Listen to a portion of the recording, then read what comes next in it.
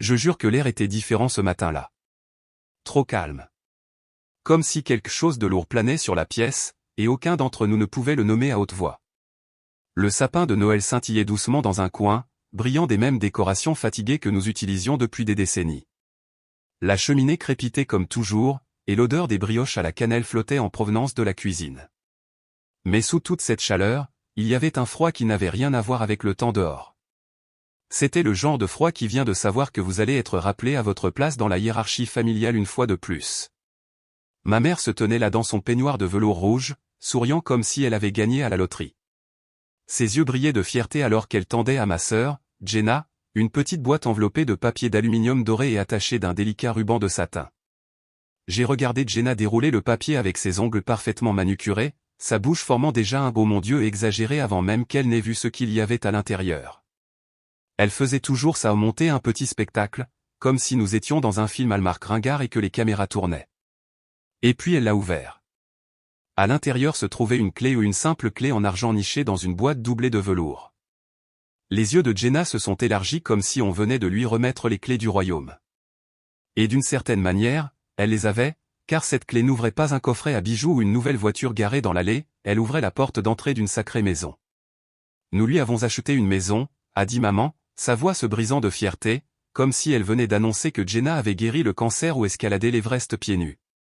Mon estomac s'est retourné. J'ai regardé mon père, qui a hoché la tête en signe d'accord solennel, comme si c'était un rite de passage familial sacré. Jenna a poussé un cri, jetant ses bras autour d'eux, répétant un merci encore et encore, comme un jouet mécanique. Tu comprendras un jour, a dit maman, se tournant vers moi avec un sourire doux et condescendant qui m'a donné la chair de poule. J'ai souri en retour, non pas parce que j'étais heureuse, ni parce que j'avais compris, mais parce que j'avais appris depuis longtemps que dans cette famille, le silence était plus sûr que l'honnêteté. Je n'avais même pas encore déballé mon propre cadeau. Il était posé sur mes genoux une mince enveloppe, simple et sans intérêt. Papa me l'a donné juste après le grand moment de Jenna, presque comme une pensée après coup. Pas d'applaudissements, pas de pause, pas de cérémonie, juste un tiens silencieux, comme s'il me tendait une facture de service public. Je pouvais sentir mon cœur battre dans mes oreilles alors que je glissais mon doigt sous le seau, retirant soigneusement une seule feuille de papier. Je ne l'ai même pas regardé tout de suite. Je n'ai fait que regarder cette maudite enveloppe dans mes mains, me demandant quel genre de message il pensait que cela enverrait, quel genre de fille il pensait que j'étais, quel genre de personne il pensait que je deviendrais. Mais avant même de lire ce qui était écrit sur la page, mon esprit s'est échappé, bien loin vers une centaine d'autres moments comme celui-ci, retour aux anniversaires où Jenna recevait des sacs à main de créateurs tandis que moi j'obtenais ce qui était en solde, retour au dîner où mes opinions étaient accueillies par le silence tandis que chaque anecdote idiote de Jenna était accueillie par des rires et des applaudissements, retour à la fois où j'ai obtenu une bourse complète et que personne ne s'est présenté à la cérémonie de remise des prix parce que Jenna avait un récital de danse le même soir. Je pensais que tout cela était dans ma tête, que peut-être j'étais juste sensible ou amer. Mais des moments comme celui-ci quand ils ont remis une maison entière à Jenna comme si de rien n'était et m'ont donné une seule feuille de papier où j'ai mieux compris. Je savais exactement où j'en étais dans cette famille. Je savais exactement à quel point ils me trouvaient petite. Je pouvais sentir les mots monter dans ma gorge comme de l'acide, des mots que je voulais crier, lancer à travers la pièce comme des poignards mais je les ai avalés. Je suis restée assise et j'ai continué à sourire, même si chaque muscle de mon visage était douloureux à cause de l'effort, parce que ce n'était pas le moment de parler, pas encore. Le moment allait arriver, mais pas aujourd'hui. Papa a finalement jeté un coup d'œil et a demandé, « Tu ne vas pas l'ouvrir ?» Sa voix était décontractée, comme s'il n'était même pas conscient de la profondeur de la blessure infligée. J'ai ouvert le papier alors, lentement, délibérément. Ses yeux ont suivi mes mains, curieux maintenant. Quand il a vu ce qui était écrit, le sourire narquois sur son visage s'est fissuré, juste une seconde, mais c'était suffisant. J'ai vu le scintillement de la confusion, puis la réalisation. Sa bouche s'est resserrée, sa mâchoire s'est crispée. Et pour la première fois ce matin-là, il y a eu le silence dans la pièce. Tu comprendras un jour, avait dit maman. Mais je comprenais déjà pas comme elle le pensait. J'avais l'habitude de me dire que ce n'était qu'une phase, qu'à terme la balance pencherait et que quelqu'un dans ma famille me verrait enfin, pas la caricature qu'ils avaient construite dans leur esprit, pas la fille remplaçante qui remplissait l'arrière-plan des photos de famille tandis que ma sœur volait la vedette avec son sourire aveuglant et son charme parfaitement répété. Mais l'enfance a une façon de graver des vérités dans vos os, même lorsque vous essayez de les désapprendre plus tard. Ce n'était pas qu'une phase, c'était un modèle, un rituel profondément ancré dans notre famille qui se répétait comme du papier à musique, chaque jour férié, chaque anniversaire, chaque maudit jalon. Je me souviens d'un anniversaire, j'avais dû avoir 9 ans où je me suis réveillé tôt, excité, pensant que peut-être cette année serait différente. J'avais fait cuire mes propres petits gâteaux la veille au soir, avec l'aide de maman, même si elle continuait à soupirer et à regarder l'horloge parce que Jenna avait une répétition de ballet à laquelle elle ne voulait pas être en retard. Ce matin-là, je me suis faufilé en bas, attendant au moins une carte ou des ballons, peut-être même juste une chaleureuse étreinte. Mais la cuisine était vide, l'air sentait le pain grillé brûlé, et il n'y avait aucun signe que la journée avait une quelconque importance. Il n'avait pas oublié l'anniversaire de Jenna cette année-là, cependant. Elle a eu une fête dans la cour avec des poneys et un magicien, et des voisins que nous n'aimions même pas sont venus avec des cadeaux brillants et des sourires factices. Plus je vieillissais, plus il devenait difficile de prétendre que je ne remarquais pas. Lorsque j'ai obtenu mon diplôme d'études secondaires avec mention, maman a à peine levé les yeux de son téléphone, elle envoyait des textos à l'entraîneur de danse de Jenna au sujet de la prochaine compétition régionale, s'assurant que sa précieuse étoile était en parfaite forme pour la scène. À mon concours scientifique, où j'ai remporté la première place pour avoir construit une maquette entièrement fonctionnelle d'un barrage hydroélectrique, papa est arrivé en retard et est parti tôt quelque chose à propos du golf avec un client qu'il ne pouvait pas reporter. Mais lorsque Jenna a décroché une publicité locale pour un shampoing, ils ont organisé un dîner, ont fait sauter du champagne et ont encadré la maudite photo du produit comme s'il s'agissait d'un prix Pulitzer. Je n'ai jamais osé dire quoi que ce soit directement. Je portais mon sourire comme une armure, je riais quand je devais le faire, et je gardais mon amertume enfermée dans les heures silencieuses de la nuit quand personne ne regardait.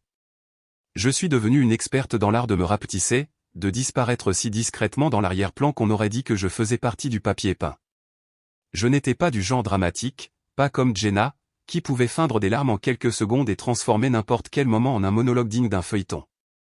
Elle a toujours su comment tirer les ficelles, comment jouer les vulnérables juste assez longtemps pour obtenir ce qu'elle voulait, de l'argent, de la sympathie, une nouvelle voiture ou une seconde chance après avoir échoué à un autre cours universitaire qu'elle avait menti en disant qu'elle suivait. Et d'une manière ou d'une autre, peu importe la transparence de sa manipulation, maman et papa ne l'ont jamais vue. Ou peut-être l'ont-ils vue et s'en fichaient tout simplement.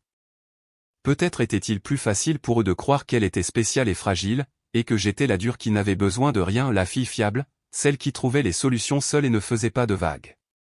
Ils n'ont pas vu le coup de ce genre de force, la solitude, la rage silencieuse, les années passées à se demander ce que j'avais fait pour être traité comme une pièce de rechange.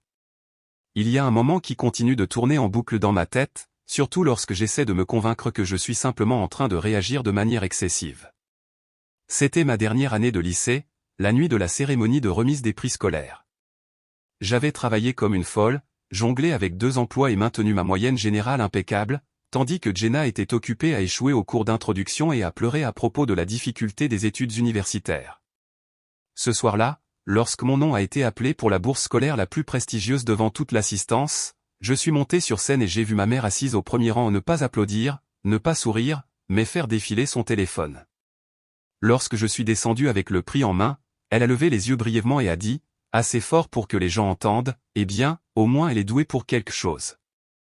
La façon dont sa voix a coupé les applaudissements m'a donné envie de fondre dans le sol. Mes camarades de classe m'ont adressé des demi-sourires gênés, et mon professeur préféré m'a tapé sur l'épaule comme pour dire, tu t'en sors bien, ma chérie, même si ta propre mère ne le voit pas. Ce moment a solidifié quelque chose en moi, pas seulement la douleur, mais la clarté. Je ne l'imaginais pas, je n'exagérais pas. J'étais invisible par conception. Et vous savez, je me suis toujours demandé, vous êtes-vous déjà senti comme ça? Comme si vous n'étiez qu'un personnage secondaire dans votre propre histoire familiale? Comme si vos victoires n'avaient d'importance que si quelqu'un d'autre échouait? J'aimerais le savoir, car je ne peux pas être la seule à avoir porté ce genre de poids en silence. Laissez un commentaire et dites-le moi, car peut-être que le partager est la première étape pour laisser aller. Des années plus tard, lorsque je suis retourné à la maison pour une brève visite, le genre de visite obligatoire que vous faites par culpabilité plutôt que par amour, je suis tombé sur quelque chose que je n'étais pas censé voir.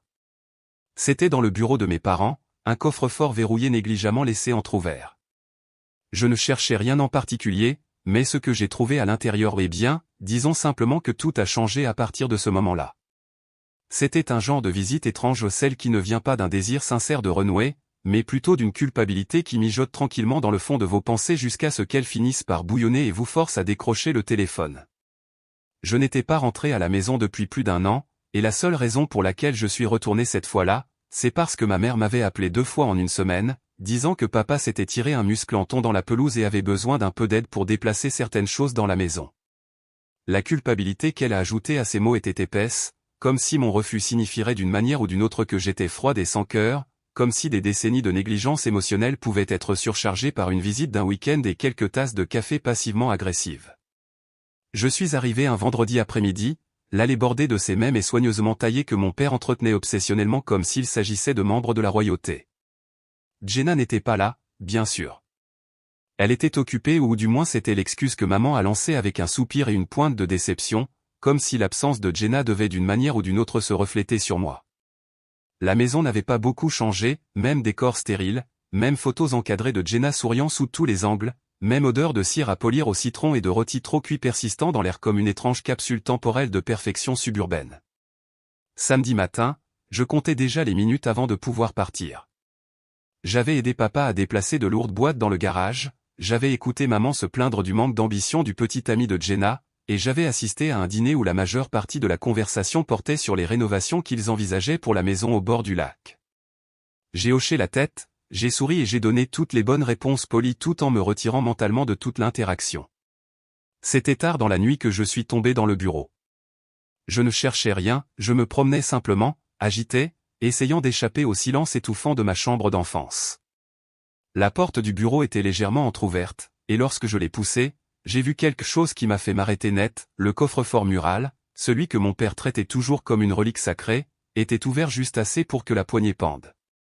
Au début, j'ai pensé qu'il avait peut-être oublié de le verrouiller après avoir rangé quelque chose, mais le connaissant, cela semblait peu probable. L'homme vérifiait tout en double des serrures aux interrupteurs d'éclairage en passant par le maudit thermostat comme si cela faisait partie d'un rituel. J'aurais dû partir, j'aurais dû le laisser intact et remonter à l'étage, mais quelque chose m'a arrêté. Peut-être était-ce la curiosité, peut-être était-ce cette faim profonde du ventre de connaître enfin quelque chose qu'il n'avait pas remis à Jenna en premier. Je me suis approché lentement, chaque pas résonnant plus fort qu'il ne le devrait, mon souffle se prenant dans ma gorge alors que j'ouvrais davantage la porte. À l'intérieur se trouvaient des dossiers ou de gros dossiers, remplis de papiers agrafés d'une manière qui criait l'importance, titres de propriété, formulaires fiscaux, relevés bancaires. Certains d'entre eux étaient des documents familiers que je m'attendais à voir, comme des documents liés à notre ancienne maison familiale ou des comptes dont je les avais entendus parler en passant. Mais il y avait aussi autre chose, une enveloppe glissée sous une pile de dossiers en manila, scellés mais non marqués, sauf une petite note manuscrite sur le devant dans l'écriture en majuscules inimitables de papa, à ouvrir après le décès. Je n'aurais pas dû l'ouvrir, mais je l'ai fait. À l'intérieur se trouvait une copie d'un testament, pas celui que j'avais vu il y a des années lorsque papa avait fait un grand spectacle de rédaction de documents et affirmé que tout était réparti équitablement. Non, c'était différent. Cette version portait mon nom en premier, pas celui de Jenna, et pas seulement comme bénéficiaire égal. Mon nom était attaché à quelque chose de beaucoup plus grand, une propriété dont je n'avais jamais entendu parler, une propriété qui avait apparemment été achetée en mon nom des années auparavant. Ce n'était pas seulement un cadeau ou une erreur aléatoire, c'était délibéré, documenté et déposé légalement. Mon pouls battait si fort que je pouvais à peine entendre le faible ronronnement de la lampe de bureau. J'ai lu chaque ligne 3 fois, cherchant une explication qui n'est jamais venue. Pourquoi mon père achèterait-il une propriété en mon nom sans jamais me le dire? Pourquoi la cacher, rangée dans un coffre-fort comme un sale secret? Mon esprit s'emballait, essayant de rassembler le moindre indice du passé qui pourrait expliquer ce que je tenais dans mes mains. J'ai passé le reste de cette nuit à fouiller dans le coffre-fort, chaque papier semblant plus lourd que le précédent, des relevés bancaires qui n'avaient aucun sens, des transferts qui ne correspondaient pas au récit familial, et un document en particulier, un formulaire d'autorisation assigné avec ma signature falsifiée, daté de 2 ans auparavant. Celui-là m'a glacé le sang. Quelqu'un avait utilisé mon nom, mon identité, pour déplacer de l'argent, et d'après les détails, cela s'était produit plus d'une fois. Je ne les ai pas confrontés ce week-end-là. Je n'ai rien dit au petit déjeuner le lendemain matin. J'ai simplement fait mes bagages et je suis parti avant midi, invoquant des obligations professionnelles. Mais à l'instant où je suis rentré dans mon appartement, j'ai commencé à creuser. J'ai tiré des rapports de crédit, contacté un ami avocat, et j'ai commencé à démêler les couches de transactions financières dont je n'avais jamais soupçonné l'existence. Silencieusement, prudemment, je ne voulais pas éveiller les soupçons pas encore. Ce que j'ai découvert au cours des mois suivants était quelque chose pour quoi je n'étais pas préparé, un réseau complexe de décisions financières, de transferts de propriété et de dispositifs d'évasion fiscale qui renvoyaient tous à mes parents. Mais le plus stupéfiant était ceci, sur le papier, je possédais plus que je ne l'avais jamais su ou des biens immobiliers, des comptes, des investissements tout cela lié à moi, et pourtant ils n'ont jamais dit un mot. Et le plus fou? Ils ne savent toujours pas que je sais. Il existe un type de rage très particulier qui vit sous la peau, silencieuse et contrôlée, comme une lente combustion. On apprend à vivre avec jusqu'au jour où l'on réalise qu'on mijote dedans depuis des années sans jamais remarquer à quel point c'est devenu chaud.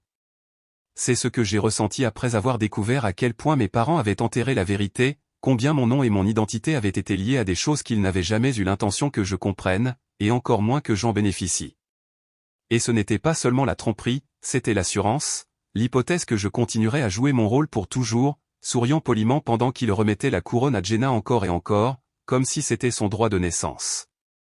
Alors j'ai fait ce que toute femme sous-estimée pendant trop longtemps finit par faire, j'ai commencé à planifier.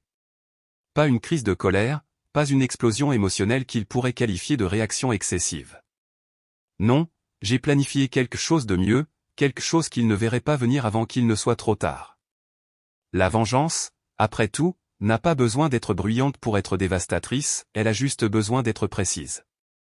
J'ai commencé par contacter un ami avocat, quelqu'un en qui j'avais entièrement confiance, quelqu'un qui ne reculerait pas lorsque je lui remettrais une pile de documents et lui demanderais de m'aider à comprendre tous les aspects juridiques.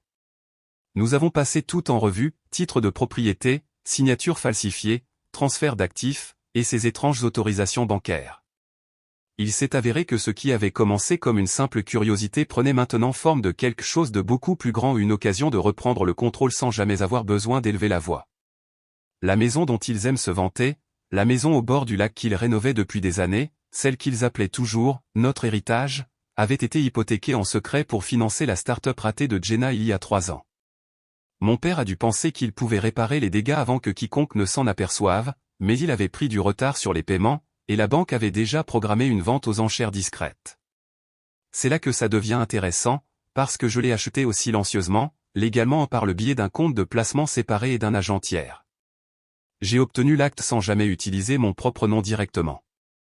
Il a fallu quelques semaines pour orchestrer cela, mais une fois que c'était fait, la satisfaction était indescriptible. Je ne possédais pas seulement leur précieuse maison au bord du lac maintenant, je possédais la seule chose qu'ils n'avaient jamais imaginé perdre. Pendant ce temps, la vie à la maison continuait comme toujours. Ma mère continuait d'appeler pour demander si j'avais trouvé un meilleur travail, sa voix ruisselant de ce mélange sirupeux de préoccupation et de condescendance que seules les mères comme elles peuvent perfectionner. Mon père me faisait occasionnellement parvenir des offres d'emploi par email, avec des objets comme « j'ai pensé que cela pourrait plus vous convenir ». Et Jenna, que son petit cœur innocent soit béni, continuait d'envoyer des textos de groupe familial concernant ses dernières réussites, comment elle avait obtenu une promotion, comment elle pourrait lancer un podcast, comment son petit ami l'emmenait à Maui pour le nouvel an. Chaque message était un rappel qu'elle était toujours leur élu, leur étoile, leur enfant d'or. Je n'ai pas répondu à la plupart de ces messages. Je suis restée silencieuse, j'ai joué mon rôle, j'ai hoché la tête au téléphone et j'ai souri pendant les dîners, car parfois le silence est l'arme la plus tranchante. Et chaque jour qui passait, chaque commentaire passif-agressif et chaque compliment détourné qu'il me lançait n'ajoutait que du carburant au feu que je construisais en arrière-plan. Lorsque décembre est arrivé, j'ai commencé à préparer ma touche finale, un cadeau qui ne ressemblerait à rien au premier regard, mais qui démêlerait tout dès qu'il l'ouvrirait. J'ai fait faire une enveloppe sur mesure, du papier ivoire épais avec un bord gaufré délicat, le genre d'enveloppe assez chic pour distraire du couteau caché à l'intérieur. Dans cette enveloppe, j'ai placé une seule lettre notariée courte, directe, juridiquement contraignante. Elle expliquait, dans un langage clair et professionnel, que l'acte de la maison au bord du lac était désormais à mon nom, entièrement payé, entièrement détenu, et n'était plus disponible pour une utilisation partagée. Il n'y avait pas de place pour l'interprétation, pas de faille, pas de pitié. Mais je ne me suis pas arrêté là. J'ai inclus un second document, une copie scannée de l'autorisation de signature falsifiée, avec une note soulignée de mon avocat expliquant les ramifications juridiques de la fraude d'identité si je devais choisir de la poursuivre. Je n'allais pas les poursuivre, pas encore, en tout cas. Je voulais juste qu'il sache que je le pouvais, que j'avais maintenant le pouvoir, que toutes ces années d'être négligé, ignoré et sous-estimé étaient enfin terminées. J'ai emballé l'enveloppe dans une simple boîte blanche au pas de ruban, pas de paillettes, pas de distraction, juste la vérité assise tranquillement sous le sapin comme une bombe à retardement. Et alors que les jours se rapprochaient de Noël, j'ai répété mon silence, j'ai pratiqué mon sourire. Je me suis rappelé que je n'avais pas besoin de crier, pas besoin de me disputer, pas même besoin d'expliquer. Ma vengeance serait délivrée avec grâce, précision et une seule révélation bien placée. Parce que s'ils pensaient que je passerais un autre Noël à faire semblant que tout va bien, souriant à un autre toast au succès de Jenna pendant qu'ils me jetaient des miettes et appelaient ça de l'amour, eh bien, ils étaient sur le point d'apprendre qui j'étais vraiment. Le matin de Noël avait toujours suivi le même scénario usé dans notre maison, une performance parfaitement mise en scène où chaque sourire était répété, chaque geste délibéré, et chaque émotion était filtrée à travers des couches de traditions passives-agressives et de café excessivement sucré. Le sapin se tenait dans le même coin qu'il avait toujours occupé, garni de lumières dorées dont ma mère insistait pour les garder, malgré le fait que la moitié d'entre elles étaient ébréchées ou fissurées. Le feu crépitait, les petits pains à la cannelle brûlaient légèrement sur les bords, et le parfum de fausse joie emplissait la pièce comme un brouillard invisible dont personne n'osait parler. C'était le genre de matin de Noël qui avait l'air parfait de l'extérieur, comme un globe de neige que l'on exposerait fièrement sur une étagère, mais à l'intérieur du verre, l'air était raide et amer, et chaque mot était à un souffle de se transformer en quelque chose de tranchant. Je me suis assise sur le même fauteuil usé que j'occupais chaque année depuis mes 16 ans, la seule différence étant maintenant la rage silencieuse qui bourdonnait sous ma peau comme une vieille blessure qui n'a jamais complètement guéri. Mes cadeaux soigneusement emballés étaient sur mes genoux, une simple boîte blanche, des coins nets, pas d'arc, pas de fioritures, juste une boîte attendant patiemment pendant que Jenna criait d'excitation à cause de son nouveau sac à main de créateur, racontant à quel point il allait avec les chaussures qu'elle venait de déballer 15 minutes plus tôt. Mes parents la regardaient avec ce regard familier de fierté et d'indulgence, le même que je poursuivais jusqu'à ce que je réalise qu'ils ne le dirigeraient jamais vers moi, quoi que je fasse. Et puis est venu le moment, celui que j'attendais avec une patience que je ne me connaissais pas. J'ai remis la boîte à mon père, gardant mon visage impassible, mon sourire agréable mais distant, la façon dont quelqu'un sourit à un étranger dans un train. Il l'a prise sans hésitation, lançant une blague rapide sur sa légèreté, lançant un regard narquois à Jen comme pour dire qu'elle m'avait probablement offert des chaussettes à nouveau. Mais son expression a changé dès qu'il a soulevé le couvercle et sorti l'enveloppe. Il n'y avait pas de carte, pas de cravate originale, pas de gadget bizarre, juste une enveloppe scellée à la cire au centre de la boîte, comme un piège parfaitement posé.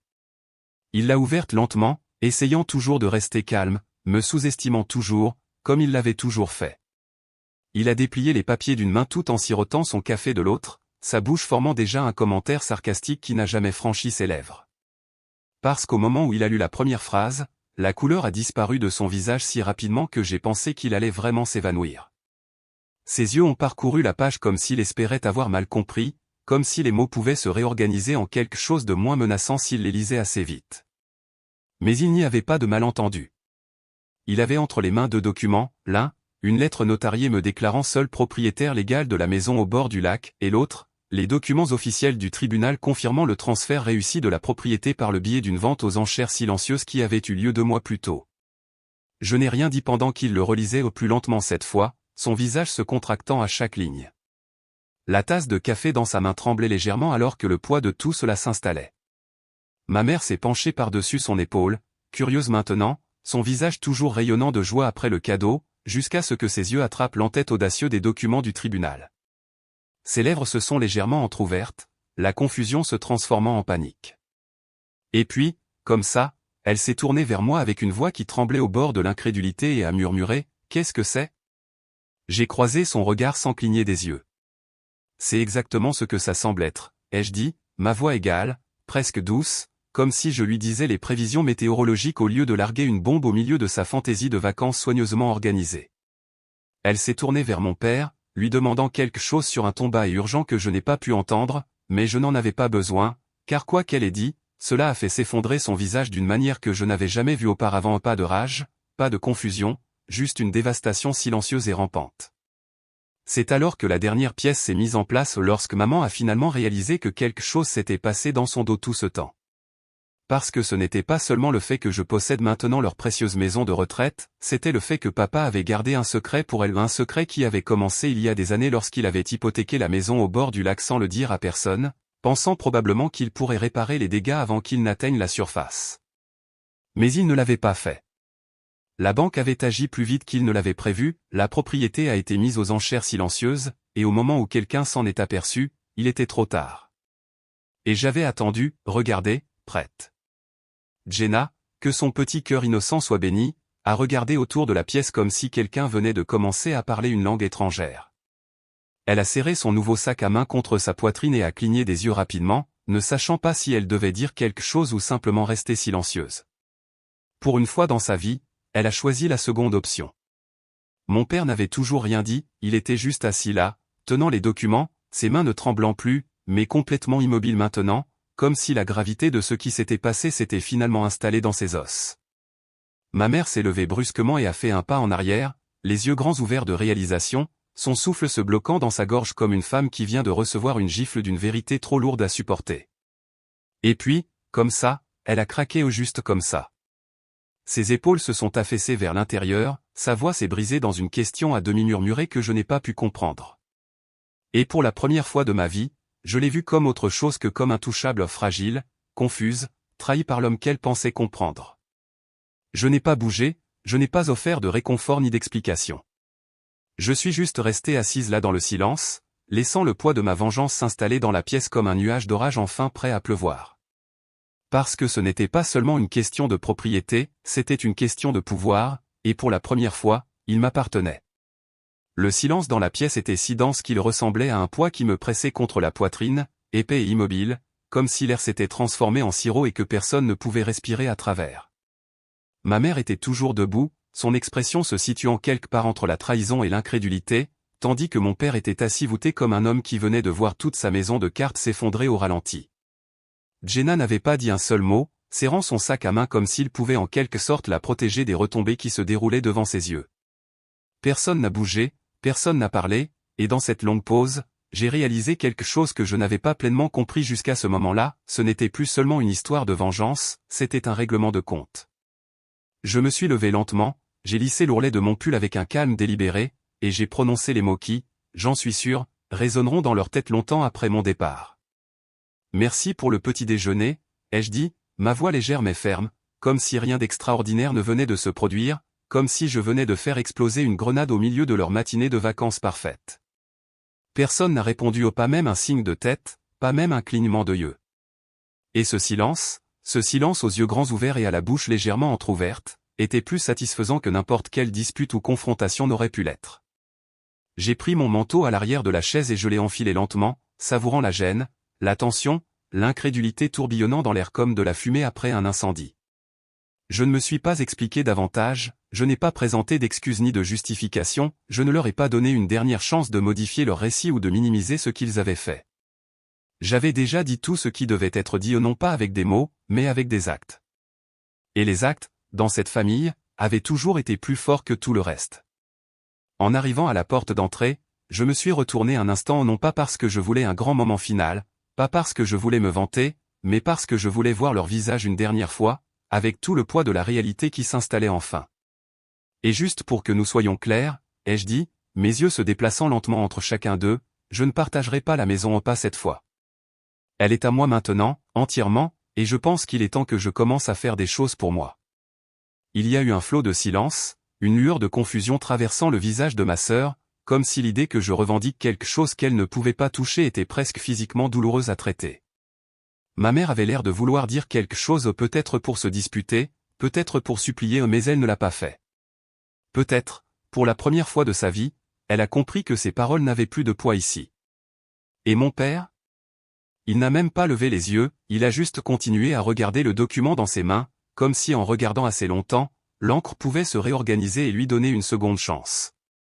Mais il ne restait plus de seconde chance.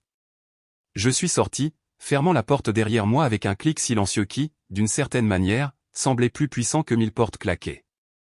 L'air froid m'a frappé comme un vent purifiant vif et honnête et pour la première fois depuis des années, j'ai ressenti quelque chose qui ressemblait presque à la paix. Pas de joie, pas de victoire, mais quelque chose de plus silencieux, un sentiment inébranlable que j'avais enfin repris ce qu'ils avaient passé des années à voler paix après paix, ma voix, mon espace, ma dignité. Au moment où j'ai atteint la voiture, mes mains tremblaient légèrement non pas de nerfs, mais de libération, le genre de libération que l'on ressent après avoir retenu sa respiration trop longtemps et l'avoir finalement laissé sortir dans un long soupir douloureux. Je n'ai pas regardé en arrière, je n'en avais pas besoin. Quoi qu'il se passe encore derrière ces murs, ce n'était plus mon problème. J'avais livré ma vérité et l'avais laissée sur leur table à manger parfaitement polie comme un miroir qu'ils ne pouvaient pas éviter. Plus tard dans la soirée, j'étais assise à la maison au bord du lac, recroquevillée dans un vieux fauteuil près de la fenêtre, enveloppée d'une couverture qui sentait légèrement le cèdre et la poussière.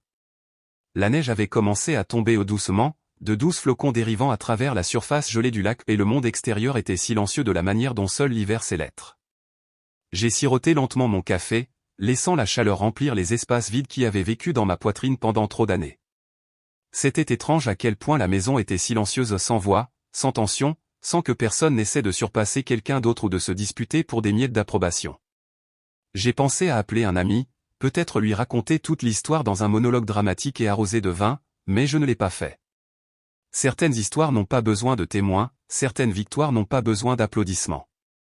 Je ne savais pas s'ils allaient jamais me contacter, s'ils allaient essayer d'expliquer, de justifier ou de faire semblant que rien ne s'était passé. Peut-être le feraient-ils, peut-être pas. Je m'en fichais. Je n'étais pas intéressé par la fermeture, je ne cherchais pas le pardon ni la réconciliation. J'avais finalement tracé une ligne non pas dans la colère, mais dans l'autopréservation et pour une fois, je ne faisais pas marche arrière. Le plus drôle, c'est que maintenant que je possède enfin quelque chose qu'il voulait, je ne le veux même pas. Mais j'avais besoin qu'il sache que je pouvais le prendre, tout comme il m'avait tout pris.